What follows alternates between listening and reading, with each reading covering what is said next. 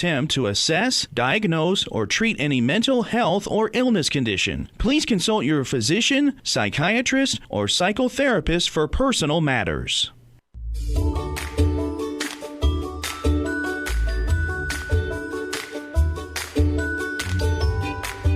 Inner Voice, a heartfelt chat with Dr. Foojan.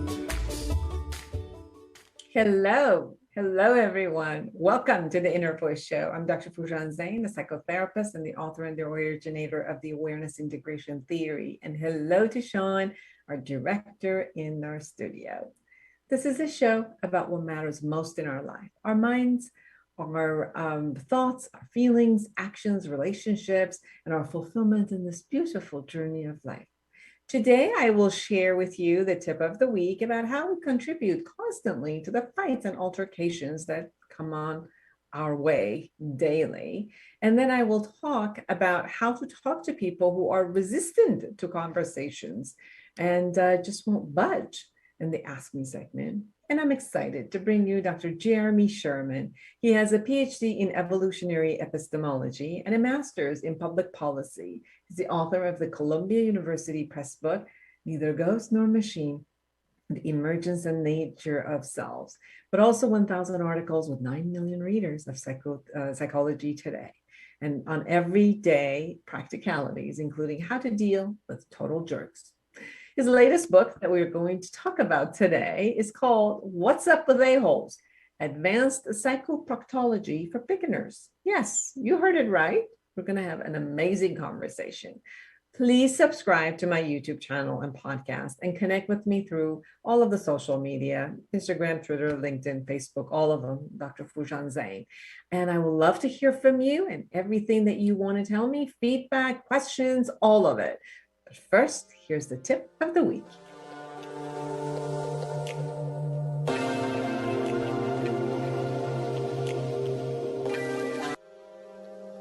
Hello, I'm Dr. Foojan Zain. I'm a psychotherapist and a life coach for the past 30 years, and I'm the originator of the Awareness Integration Therapy. I'd love to be able to support you in any matters of life that shows up for you that you need support. So call me at 818-648-2140. I am available to do online therapy or coaching, anyone who's around the world. And you can also join me in my office in San Clemente, California, if you like to come to the office. So call me at 818-648-2140 or go to foojan.com. I look forward to hearing from you and having the opportunity to support you in things that are in your life and you just want to excel and create an amazing life for yourself and everyone around you.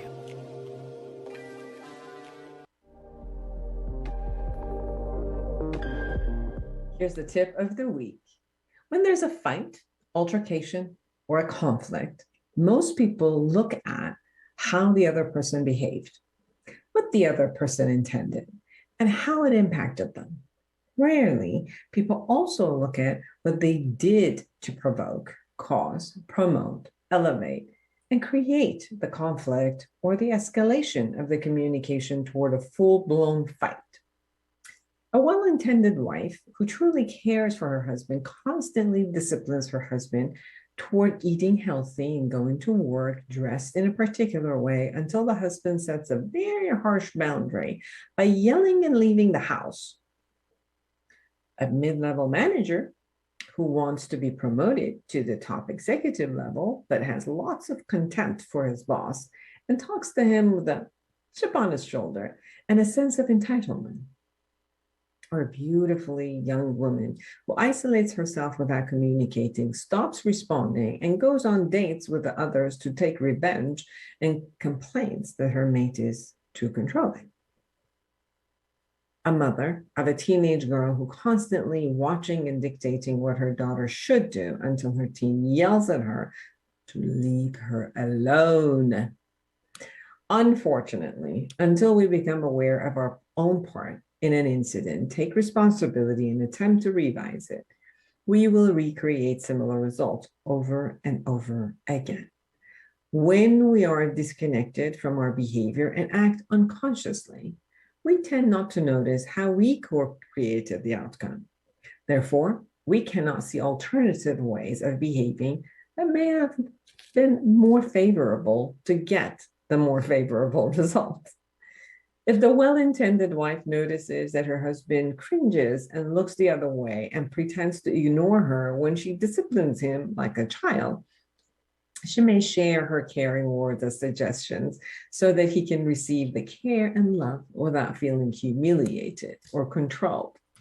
If the manager notices that his body language and tonality reveals his contempt to his boss and that his sense of entitlement angers the boss, he might inquire who he needs to be and what kind of attitude he could have to be appreciated and noticed by his boss and get promoted just the way he wanted it.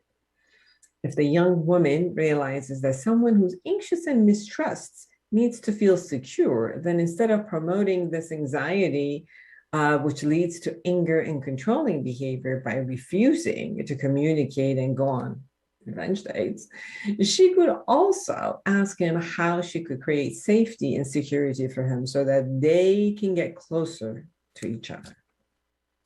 By visualizing what we intend to create, we can gear our behavior and communication toward the creation of what we desire. It takes multi-level awareness for us to be observant of our thoughts, emotions, behaviors, and impact on others. Usually, we pay attention to what is happening to us and automatically react. It's great to also have a camera on toward ourselves to see every word and action that we bring into the equation. Every action leads to some results. If the result is not what we like, then it is important to distinguish what we do that takes us away from our intention and what can we do so that we can create what we intend.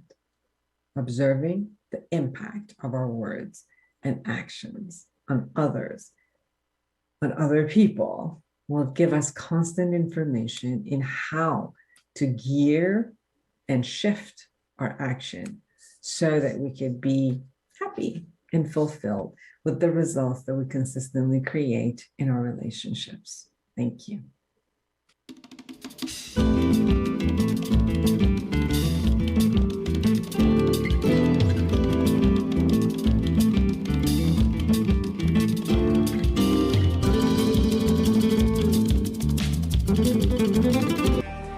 Have you ever wished you could just wake up one day, reach across your nightstand, and hit the life reset button? Let's face it, the struggles and frustrations of everyday life leave millions of women and men around the globe yearning for a new way. And the new way is right here in Life Reset, the awareness integration path to create the life you want by Dr. Foojan Zain. You can get it now at Foojan.com or Amazon.com.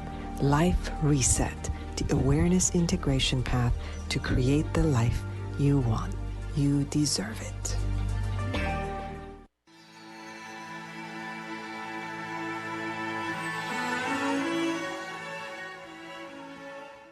How do we handle dealing with someone who is consistently righteous about a scenario? I see this a lot with couples where each one of them believes a particular way of doing something, and they will defend it to death, and they will tell each other that their way is right. And it is hard for them to negotiate and come to see that some other way may also be okay for them. I've also have the experience of people coming to me, hiring me, wanting to hear how I can show them and to have some skills. But even as I say the skills, that they will resist it and they don't want to hear it. It's very dear to them that the way they are doing something, although it's not working for them, that it needs to be handled with care and not just negated. So how do we handle that? One of the things that I've noticed is in front of other people becoming righteous, maybe we also become righteous. Maybe we take on the same kind of mirroring. And then it's two people who've become righteous. It's as if the other person puts their foot down and says, that's just the way it is, maybe our way of protection is also just to say, oh yeah, it's my way also, and this is the way it is. Or if I give in to yours because there's no other way, then I would be losing power or losing the game, or I would feel inferior.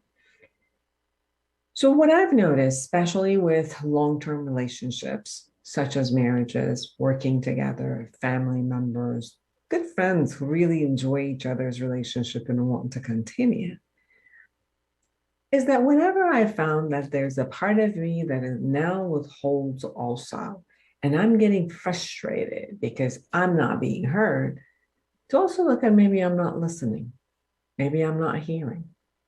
And sometimes they would even say, but you're not hearing me. You're not letting me talk. And then I have to stop. And I'm like, you're right. I'm not letting you talk. And I'm not listening. Well, how's that going to go far if I'm not willing to listen? And then yet what I do is to let them know that they're the one who are resisting me. This constantly happens in communication. So my suggestion, and this is something that I'm practicing every day, so I just wanted to share that with you, is whenever that I feel that I'm stomping into a dead end, and internally I feel either hopeless, powerless, and then turn around with that, with frustration, as if I'm not going through, I've learned to stop, shut my mouth, open my ears, and allow someone else to be in, allow their talk, their thought process, their logic, the way they put things together to come in so that I can be in their world, although it might be very different than mine, have an understanding and compassion about what's going on in their world, see the view of the world from their perspective. It makes me grow. I will learn what it is about them that insists on being that way, or saying it that way, or wanting it, desiring it, whatever it is that they are adamant about having. I've noticed that when I open my ears, my heart, and compassion into allowance of a conversation to be, and willing to learn from it, and willing to negotiate and see what it is they want, and for me to come into that world. And after I've allowed that, then to ask and request for me to be heard, sometimes the allowance is there, and they will also have the ability, now that I've heard them, to open their ears and hear me out, or be willing to also learn from me. And sometimes they won't. They just will be feeling heard, but they don't give back that gift of doing it for me.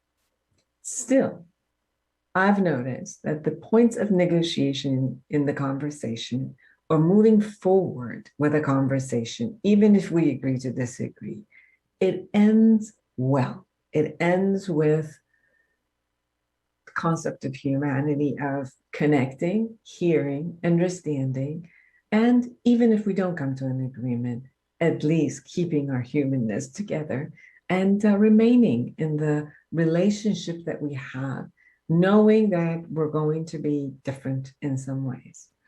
So how do you handle people you call difficult? Is to get off your own difficultness and allow the space for openness, for growth, and hoping that that way of being will also smooth the space to move forward with the highest level of regards for both, for them to respect you because you respected them. Thank you.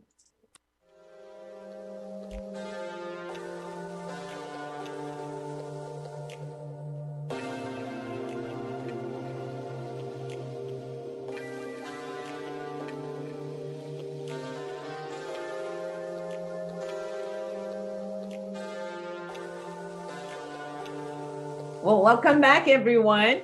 This is Dr. Foojan Zain, and I am excited to be with Dr. Jeremy Sherman. He is a cradle to grave science researcher and a writer studying the unbroken chain from the origins of life, from chemistry to humankind's grave situation today.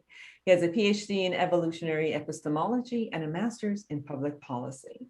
He's the author of the Columbia University Press book, Neither Ghost Nor Machine, The Emergence and Nature of Selves, but also 1,000 articles with 9 million readers for Psychology Today on everyday practicalities, including how to deal with total jerks. Don't we need that? And maybe sometimes the jerk within us. For 25 years, he has been a close researcher, collaborator with Harvard Berkeley neuroscientist Terence Deacon, and his latest book is called, Hey, What's Up with A-Holes? Advanced Psychoproctology for Beginners. Sherman's all about making advanced ideas intuitive, practical, and funny because he is a natural science perspective, because the human condition is truly ironic. Welcome to the show. What a pleasure to be here. So glad to be here. I love the title of the book, definitely. So let's do this. Let's first define 2 words. One, psychoproctology, and then why would you call a human being an a-hole? Great questions. So psychoproctology is a light name for a serious subject. The serious subject has 2 big questions. The first one is, what is a butthead, or what distinguishes a butthead, since it can't just be whomever I or you happen to butt heads with. That is, it's a pursuit of a more objective, you could say scientific, way of distinguishing incorrigible people, literally uncorrectable people. So that's the first question. And the second question is a practical one, which was, how can you prevent and stop buttheads without becoming one yourself? So in sum, the question is, how do you humbly humble people who will say or do anything to keep from being humbled? And I consider that a very important question for us to deal with, almost an existential question, because if anything is going to do us in as a species, it's when we get overrun by buttheads. So that's the field, but I want to point out, I chose a light name for it because you cannot afford to take yourself too seriously in this serious work. That is, if you look at the world's most famous, notorious buttheads, they all assumed they were authorities on who were the buttheads. So this is really dangerous and touchy work to get into. That is the whole topic of psychoproctology. It's almost fighting words to broach it. I had the experience this weekend of just describing some of that on Facebook, and the quantity of responses I got that were vehemently opposed to even raising the questions fascinated me. The people who said everyone's a butthead, or no one's a butthead, or there's no humbling them, or you don't need to humble them, or one shouldn't humble them. Love is the answer. All sorts of responses that basically deflect the questions that I've taken seriously for about 20 years. You also attempted to define, which I like us to open this conversation, that there's a difference between an act that sometimes a person does, which is jerkish. It's right. Not okay, because they are belittling others or hurting others, or there's something that is selfish without taking other people into account. And another one is an ambiance or a creation of a way a person is, in ideas. So there might be a couple of ideas that the person, on all other ideas, they're not, but on some, they become very adamant about it, and then they become very rigid about it, and in that rigidity they might be hostile, violent, acting in a particular way, but they're not looking at aspect of it. And the third one would be someone which we kind of stamp it as if they are that. So can you distinguish between where is it that we finally stamp it, which I think a lot of people don't like to be stamped right, and as a whole person. Yes. So that relates to your second question from earlier. So one of the fundamental challenges I have to deal with working in psychology and social psychology. It's the recognition that we are all prone to confirmation bias. We are all lie to some extent. We are all hypocrites. We all engage in hypocritical behavior. We all dig in our heels. All of that's true of all of us. So what then is the difference between all of us lying sometimes and a liar? What's the difference between someone who engages in hypocrisy sometimes and a hypocrite? These are easily dismissed. We all in everyday folk psychology, if someone lies to you about something that bothers you, we want all sorts of tact and diplomacy. We want people to lie to us in some way. But if I'm bothered by someone's lie to me, my natural response will be to accuse them of being a liar. Okay, so this is a fundamental question I have to deal with in the book. Now, there are moral aspects, there are moral, you could say, criticisms of the whole project that come from basically that school of thought that says blame the sin and not the sinner, or don't call people names, don't be a name caller. Now, I have to address that in the book as well, because I actually do think that there are situations. First of all, we name call all the time. If I say that someone's a lovely person, I'm actually name calling, and I don't forget that they're a person. If I say that someone's talented or a medical doctor, I don't forget that they're human. So the idea that name calling is inherently dehumanizing, I don't find evidence for that. I end up thinking of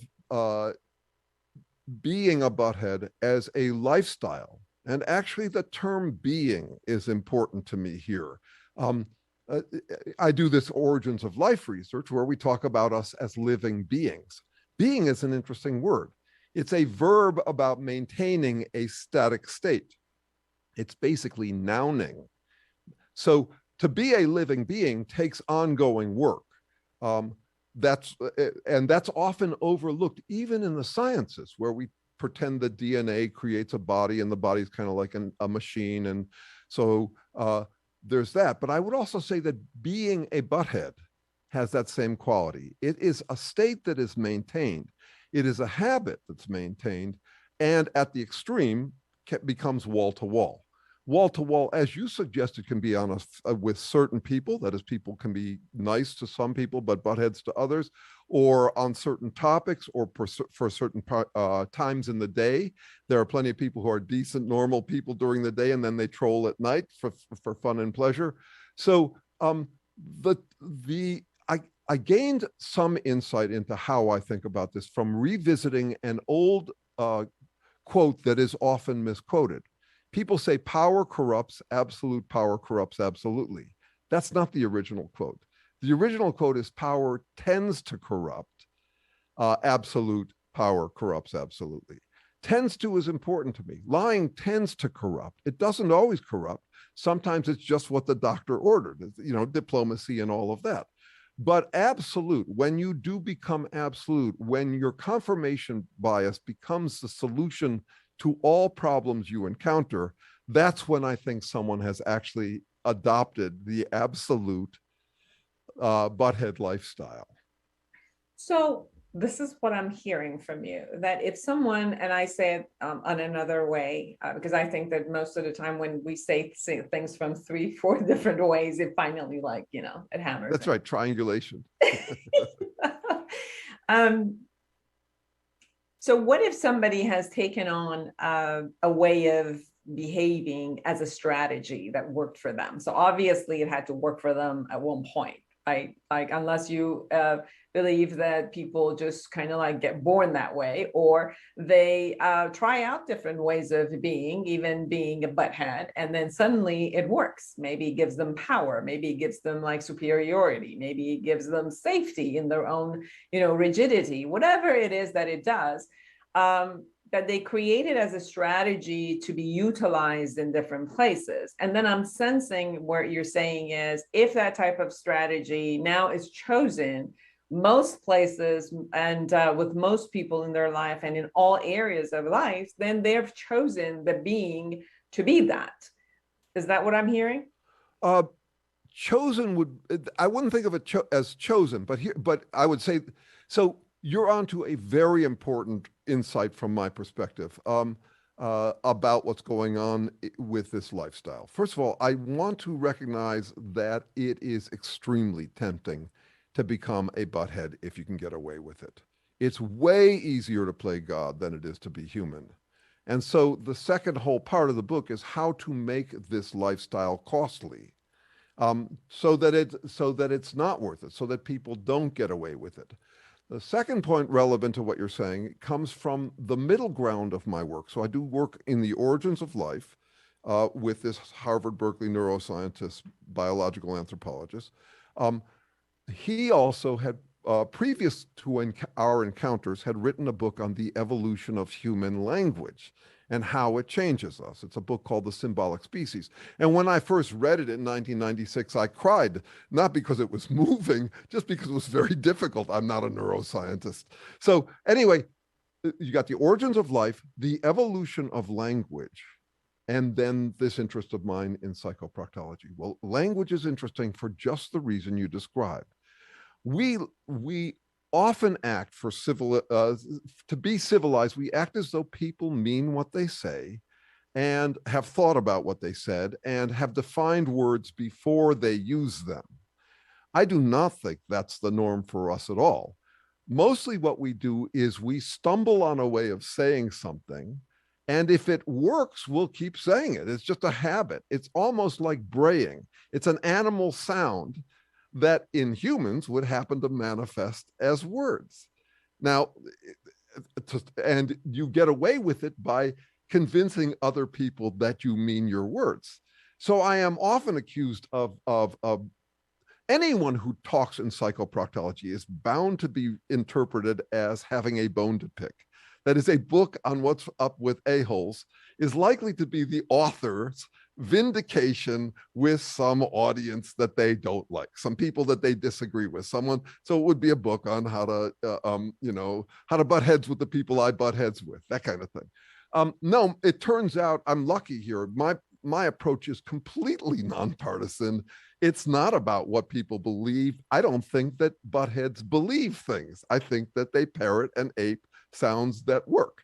That's what's going on. So it's not about what they pretend to believe. It's about how they strut it. It's a lifestyle choice.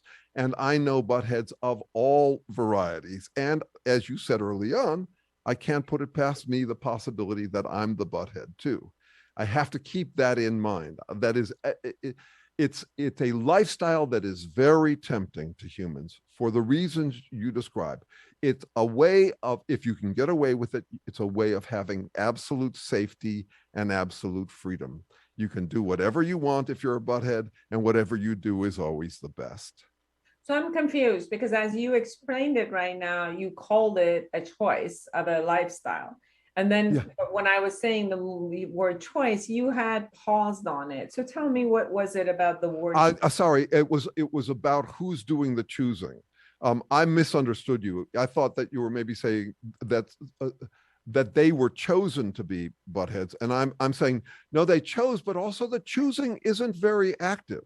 Right. I think we slide into it. There are detours to aholia on any path that any human could take. They're just, it's a standard temptation. It would be tempting to any human.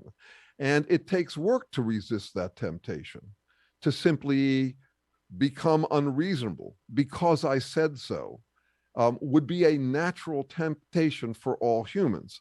So yes, choosing or falling into it would be, I agree with you. That is what we're talking about. That is how people end up being this way, by many different paths. I don't think that you can diagnose it biographically. Right. That is, there are people who fall into it because they happen to live in a culture that's going through a cult epidemic, whether on the left or on the right or religious or whatever. There are people who are used to having their expectations met, and so they come to feel entitled to it. There are people who never have their expectations met and then reach for it because it's simply the only way they can cope. all sorts of paths and all sorts of motivations for entering this lifestyle. But once you have, if you can get away with it, there would be little reason to leave it, which was to your point. And there's this, the lifestyle, as I hear you, it does, if they can enroll others, because there's also this conversation of how do some buttheads enroll others into who they are, while others would be like shunned away immediately, kicked out of the family system, kicked out of the businesses and stuff. And they're like, no, like you're not acting appropriately, you're not going to be there. But Right. then there are people who have the ability to enroll others in the power of, their buttheadness, let's say, or a-hole. Right. Right. So what do you see as you have looked upon the natural selections? Because I love this. There's a natural selection in life. Like, Those who, some are born butthead, some choose to be butthead, and some have butthead in this thrust upon them, whatever. No, these are great questions. And I know I've read this recent book called Cultish that attempts to address that question. I read a number of the books. I think I read about a book a week in audio. And so one of the problems is I don't always know where I'm citing, but this question has been live for me for a while, and it certainly has been live in some of the books I've read lately. One thing is whether there is cultural resonance. That is, we are way better at spotting the buttheadedness in our opponents than we are in our own cultures. So there's that. There's a beat 'em or join 'em quality to it. That is, if you don't feel like you can beat a butthead, you might align with them. You might actually be coerced or almost blackmailed into it. I think that happens a lot in seats of power. There's a wonderful political scientist who writes about this with an unusual name. De Bueno de Mosca is his last name. He's American. I think he might even be Jewish, probably Sephardic Jew. But anyway, he's written at great length about how cronyism works.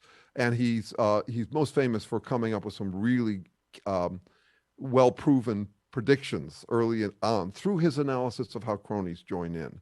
A lot of us back off when it's simply not worth putting up a fight with these guys. And there's a lot to be said for that. A famous quote, often misattributed to George Bernard Shaw, is never fight with a pig, you'll just get dirty and the pig likes it. Now, I like that quote, but I also can't say never, not at all. There are pigs you have to fight and you will get dirty, but the point is to make it so the pig doesn't like it. And how to do that is a big part of what's going on in this book. What I'm trying to get at in this book, how to humbly humble, that is without becoming a butthead yourself, how to humbly humble someone who will say or do anything to keep from being humbled because they treat it as kind of humiliation, kiss of death. So, so who joins and who doesn't, there are a lot of factors, but I would also say that one thing fundamental about it is this abiding a temptation to become an a-hole. Playing God for whatever cause or no cause at all is way easier than being human. And so there will be a lot of wannabes who simply envy the glory and authority and association they get to have through aligning with someone who plays God. When you think about it, they can pretend they are humbled before a higher power, a demagogue, a god. It could be a spiritual religious thing, but in the process they earn the right, they're deputized, they earn the right to lord it over others. So they're humbled before some demagogue, and as a result they get some of that demagogue's power. They get to speak on that demagogue's behalf. So it'd be very tempting. So the part that is tempting, it's still the power that the person assumes, because let me put it this way. Let me spill the beans on myself. Please. whenever that I have felt like I am a butthurt or a jerk or an a-hole, it's been a pretense of a power that I own that I really don't have. But it just like sitting in that delusional throne at a moment. Yes. And then even laughing at it.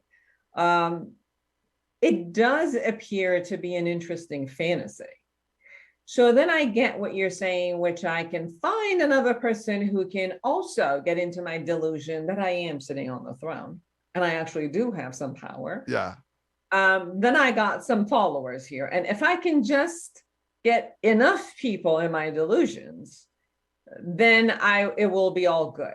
It's just that my problem, I could say that I wasn't a good enroller in that. And I couldn't get enough people in my delusion. At one point, somebody said, or I hurt someone, and then maybe my compassion in the middle, since I wasn't the full narcissist, the compassion in hurting someone by that behavior kind of like kicked me off my delusion on the throne. And it's like, ouch, like, you know.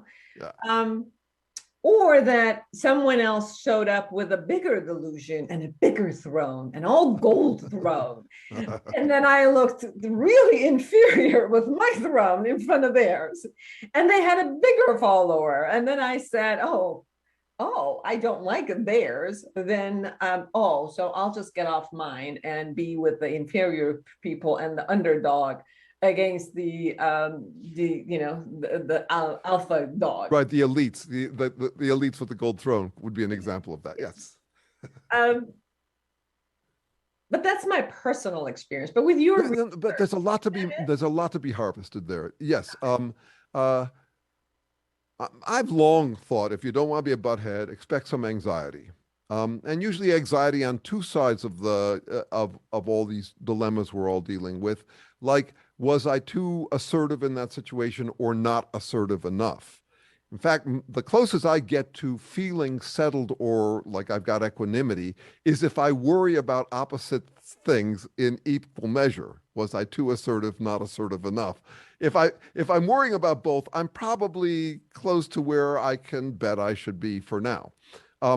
So anybody who worries or wonders or is checked about whether they are a butthead and doesn't just come to the conclusion that they aren't is probably not one. That is, I want to keep alive the question of whether I am a butthead. I want to pre-grieve it so I'm not shocked should someone accuse me of it, but I also don't want to pre-grieve it to the point where I'm inoculated against it like I've already worried about that and I'm over it. No, I want to keep it live in my own consideration.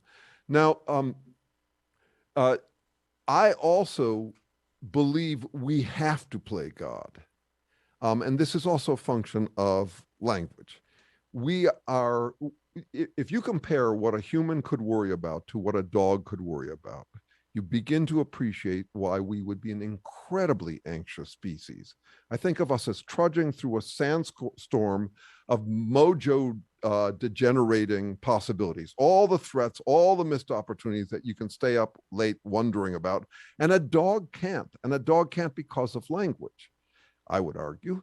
Now, in addition to it making us very anxious bunnies, having all this language and all these possibilities that we can imagine, real and imaginary, we have really easy ways to escape any of them that annoy us. That is, we can rationalize not thinking about things, and we sort of have to. But what I want to say about us is that we would be an especially visionary and delusional species. We would be especially anxious and denialist as species would go. And we're dealing with the same thing that all species are dealing with. We talk like we want free will. No, we want free will to climb. We want determinism to hold us. We want safety and freedom. And with language, we can imagine figments of total satisfaction on both fronts. And that's what it's like to be an a-hole or a butthead.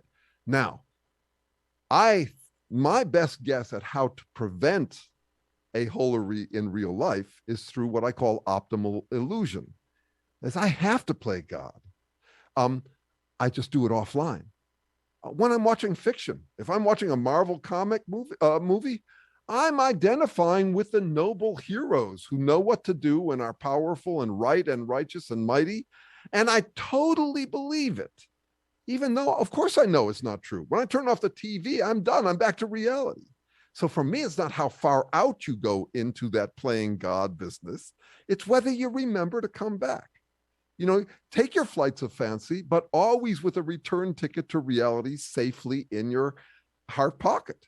So that's one of the elements of how I think we have to deal with it. We have to elevate entertainment to a necessity. We have to elevate escapism to a human necessity, and then demote the highfalutin versions of it that claim that their fantasy is more real than reality.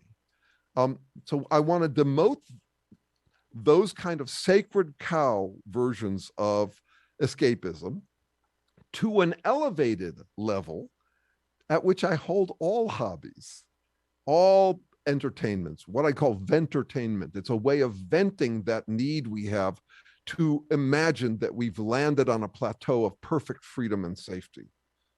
So that's part of the treatment I think we all need to respect the need for escapism, safe escapism, optimal illusion, kidding ourselves where it helps more than harms.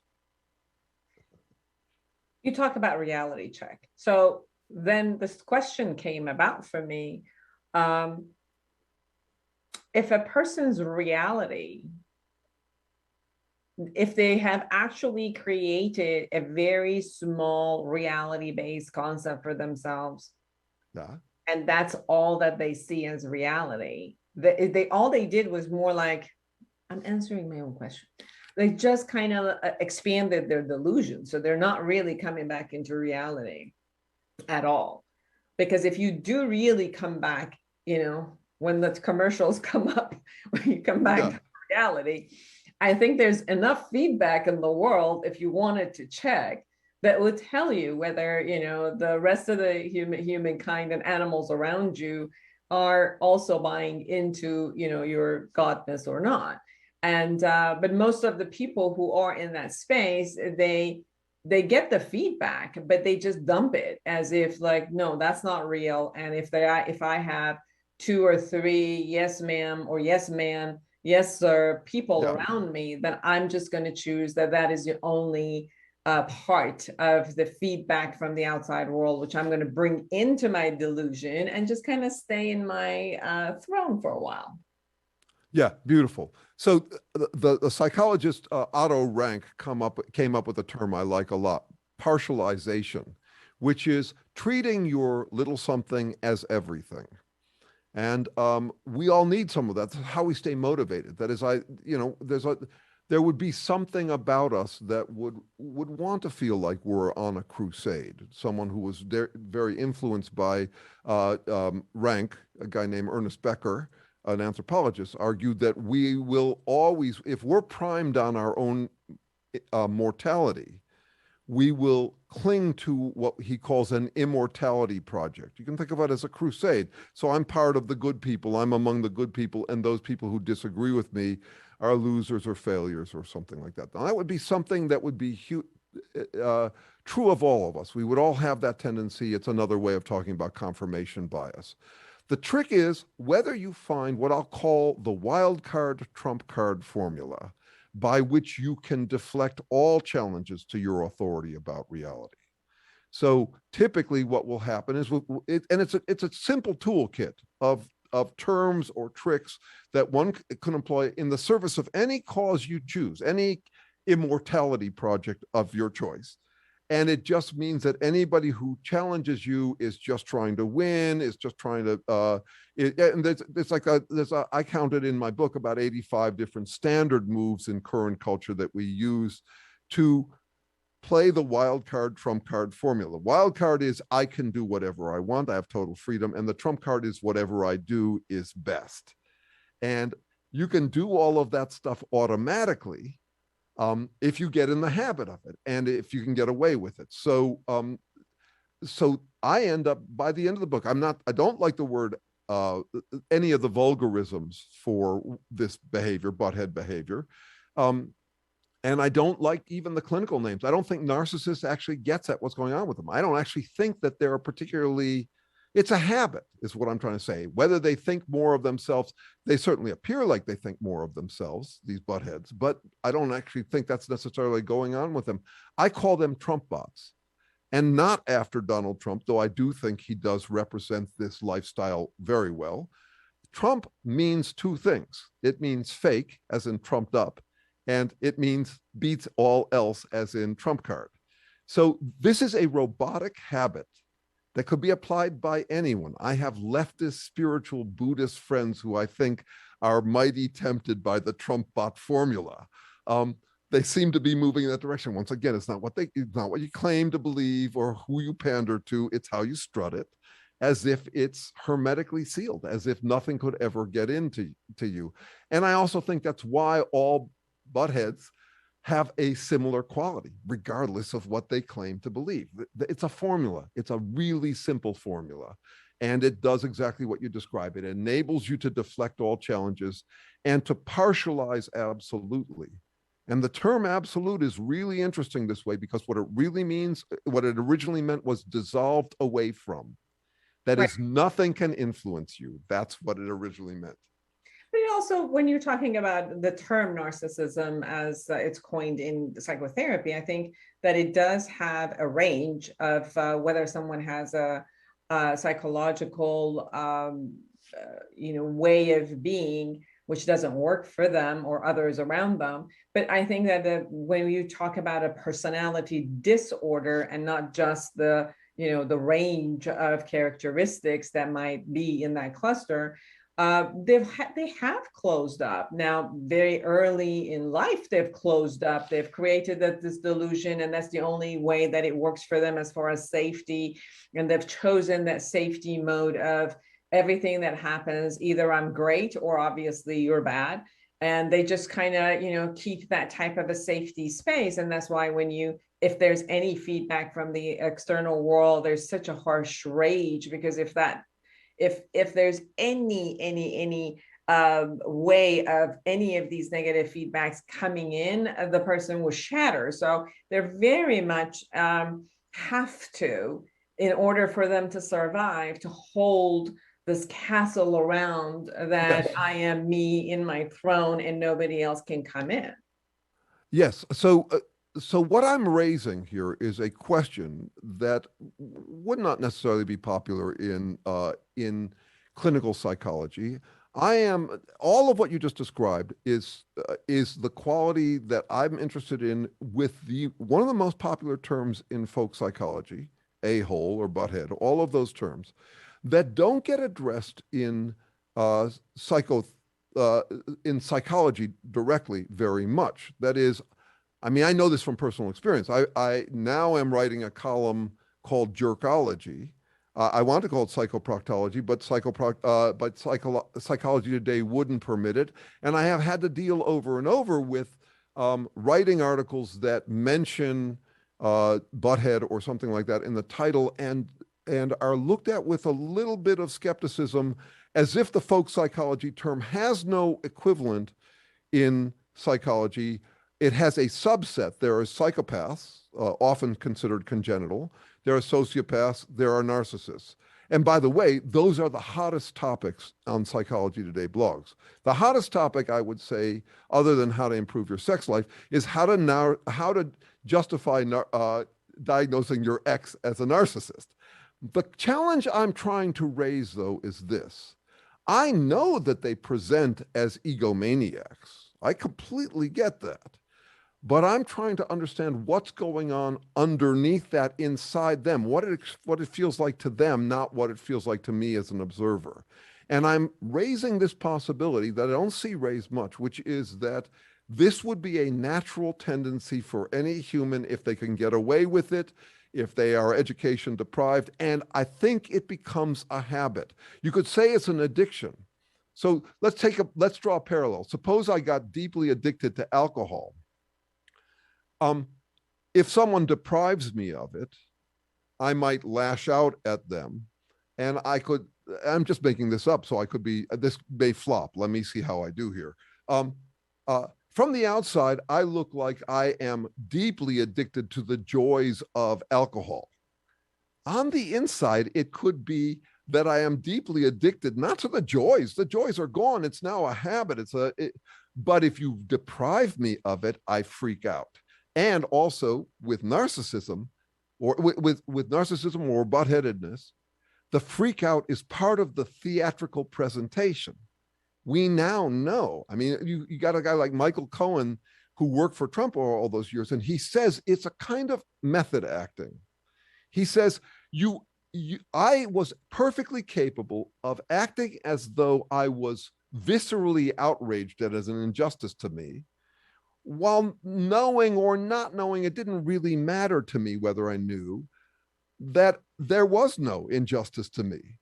So all of the theatrical outrage and disappointment and shaken to the core-ness that we see in a narcissist when they're poked or prodded could also be part of the robotic habit.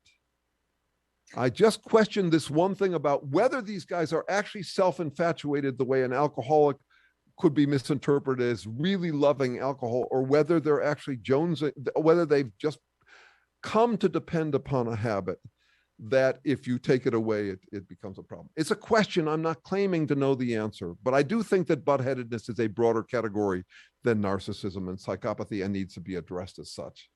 I think the only piece that I would want to distinguish here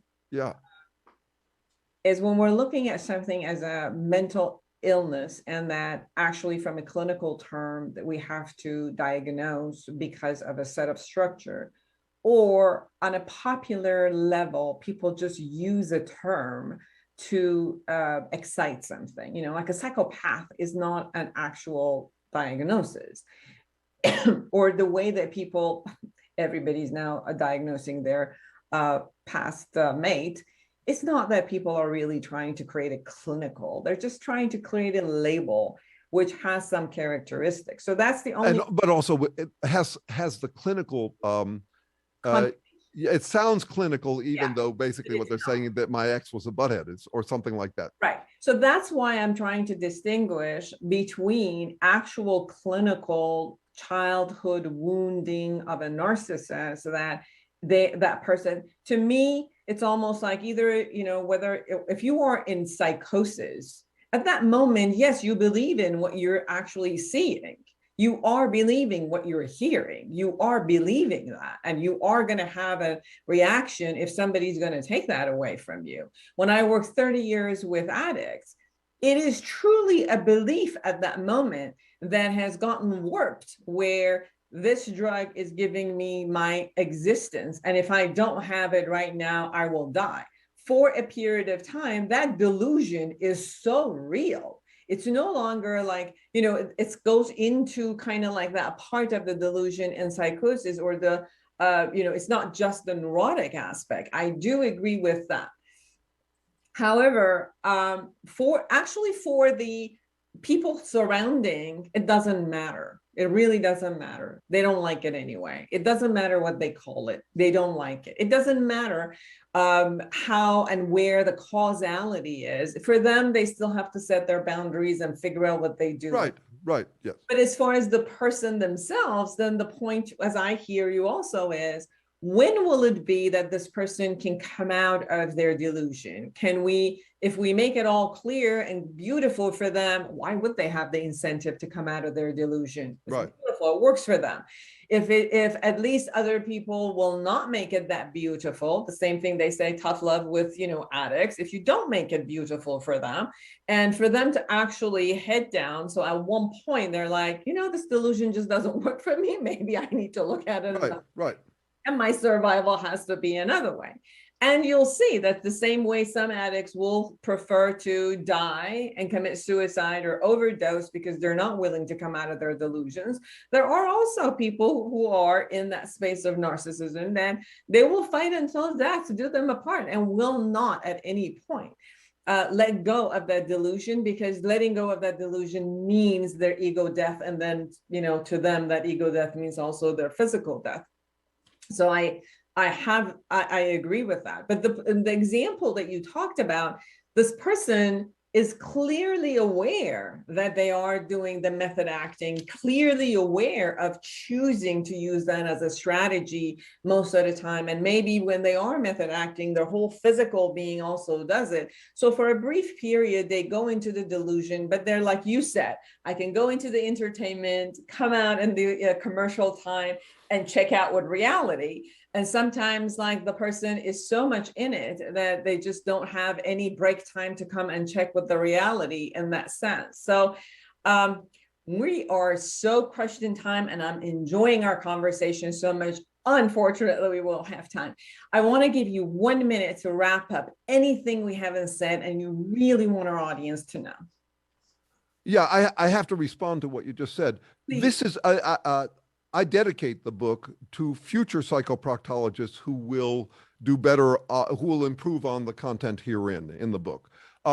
This is the beginning of a long conversation. There are real differences from my perspective between being addicted to a substance, for example, and being addicted to BS, BS being defined as not caring what's true.